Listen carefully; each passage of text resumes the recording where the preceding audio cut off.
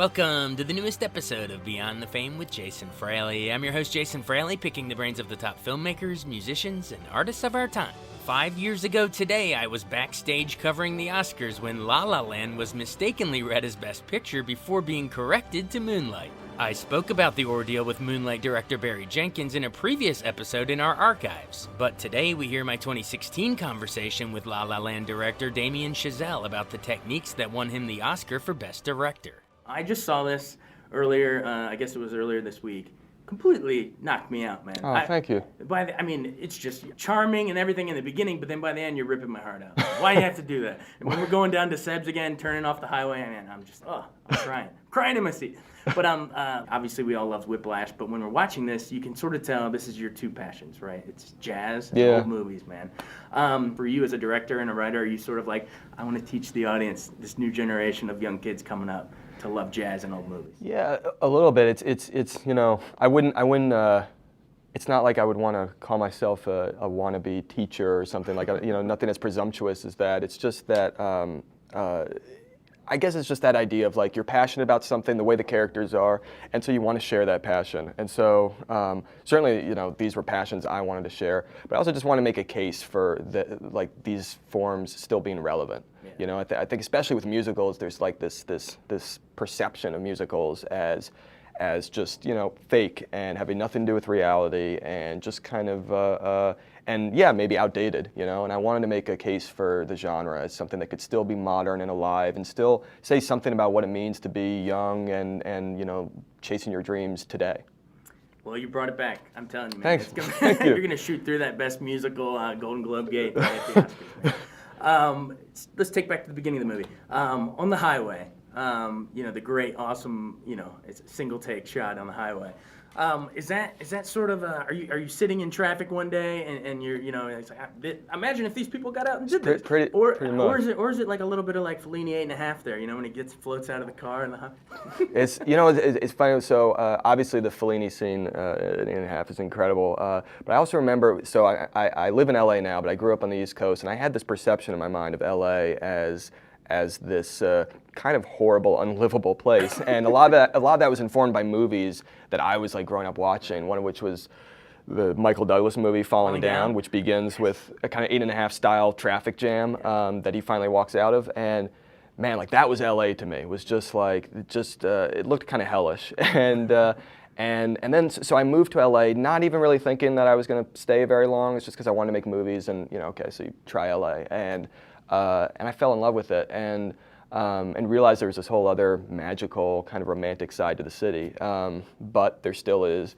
a lot of traffic. So I wanted to try to kind of start the movie with stuff that we associate with, you know, LA at its worst, and try to build from that to more a love letter to the city. Is that actually a single take, or are there little illusion masks? There's two illusion masks that I have to fess up to. We won't ask where they are. But thank you. It's very nice of you. That's awesome. But yeah, I mean, it was like one of those things where you know, we had 2 days to shoot it, and so we had to kind of like just basically bane through this number on the freeway, and it was an actual freeway overpass, and but it was the whole time, it was kind of like, you know, shooting it and being stressed out that we weren't going to be able to get it, but being also exhilarated and wondering, you know, why can't more traffic jams be like this, you know? Hey, why not? People at WTOP will agree in DC, right? Awesome. The fight scene where that builds them sitting in the green light. Vertigo?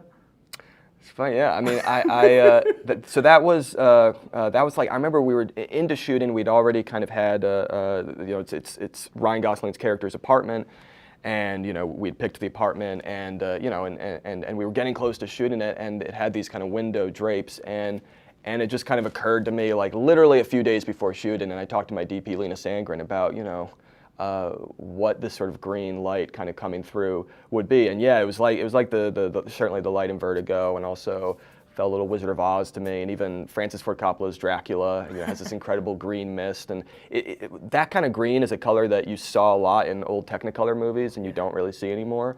So I thought it might be, I don't know, I just kind of loved it. So I think everyone kind of looked at me like, what the hell are you doing? It's like, are we doing The Matrix or something? But I just kind of tell them to go went watch through more old movies. Exactly. Yeah, exactly.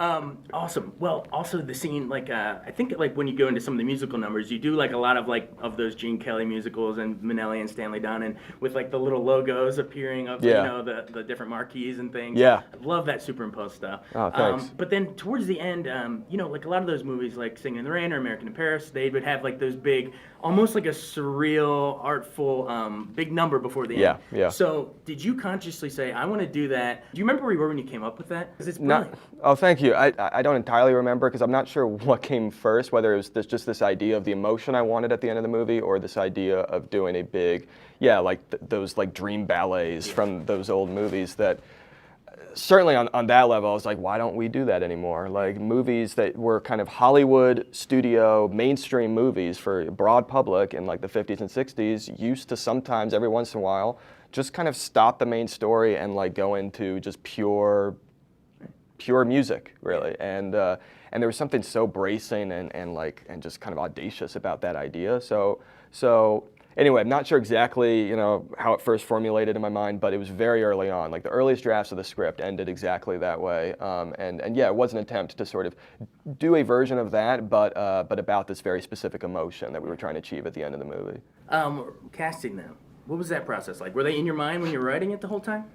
It was, so when I was, basically the process was like, I just got insanely lucky. It was like, it was just, those things just aligning. Well, it's nice of you to say.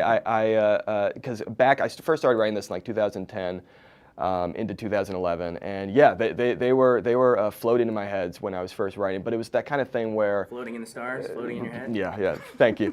but it was the kind of thing where I was like, that's probably never going to happen, forget it, And then it took like 5-6 years to get the movie made, and during that process, I made Whiplash, and towards the end of that process, the script wound up on their laps, and independently, and even at slightly different junctures.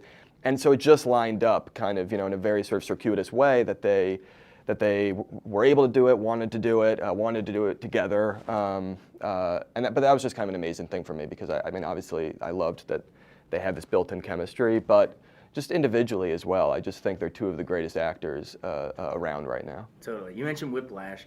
Watching Whiplash, I remember there was a lot of those sort of almost like staccato images, like boom, boom, boom, of like a cymbal or a drumstick.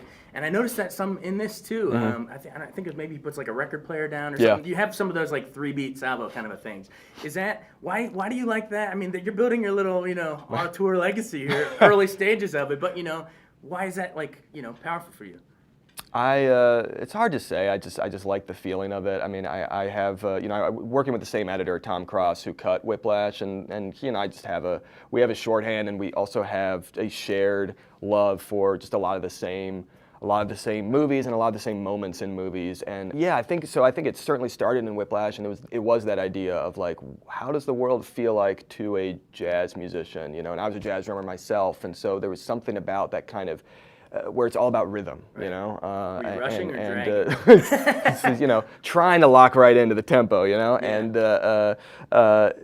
but it's like, but that it was all about like the timing and the just the sort of kineticism of that. I love that you can literally create a sense of music just through editing, even if there's no music on screen. That was an idea I love, and it was an idea that was really important in this movie, that even when there was no music on screen, it needed to still feel musical at every moment. That's awesome. Yeah. Speaking of Whiplash, I know we get some nice little callbacks with J.K. Simmons there. I thought he was going to do the rushing or dragging to Ryan Gosling a couple times when he's firing him, but why was it important to get him in there? Because I know he's meant a lot to your career. Yeah, I mean, on a personal level, I just love the guy. So I would kill to work with him at any moment. But he was he was like kind enough to. I didn't even really think necessarily that he'd be interested because it's a relatively small role. But I just called him up and asked him, hey, is this something at all you would want to kind of come down for a couple days and do? And he just jumped at the idea, and it was just. But it was kind of fun. Ryan joked to me that it was Ryan's first day on set was the scene where he plays piano and then gets fired by J.K. And so he joked like, "Oh, I see what you're up to. You bring your actor from Whiplash and you have him fire me on day one. I get it. Show who's boss." Yeah. So. I've seen how this movie goes. Right. Well, I know we're nearing the end, but one of my favorite gags throughout the whole thing. It's something really small, and I want to know if it was in the script or if you came up with Ryan. The car horn. how he blares it when he rolls up outside her and she knows that it's him. Was that in the script?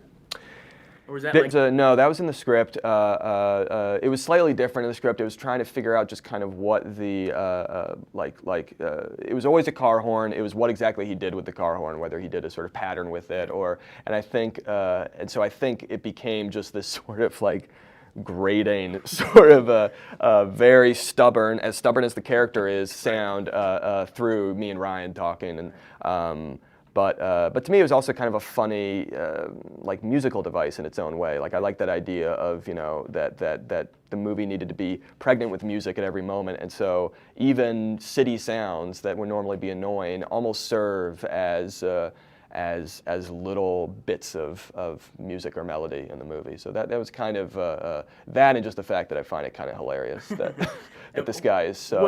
Honestly, what I love about it, and I know you're like a big old movie guy, so stop me if I'm reading too deep, but I think you've taken new ownership of the car horn for LA. For a while, it was Chinatown, the head on the wheel, at the end. Yes, it's tragedy, right? The Chinatown, car LA horn. is a dirty, corrupt place. Now with your car horn, LA is a bright, vibrant place. Old movies are back again. It's a place to be celebrated. So yeah, take that one with you. That's what I thought. I'm gonna take full credit for that idea too. Did it on purpose. Yeah. Awesome. Well, anyway, but that's the emotion that we get out of watching your movie. You've taken new ownership of LA again and made it a magical place. So thank you, sir. Thanks. That was the hope. So thank you. I'm thrilled. Thanks so much for joining us on Beyond the Fame with Jason Fraley. Remember to hit the subscribe button and give us a 5-star rating if you like what you hear. We'll see you next time.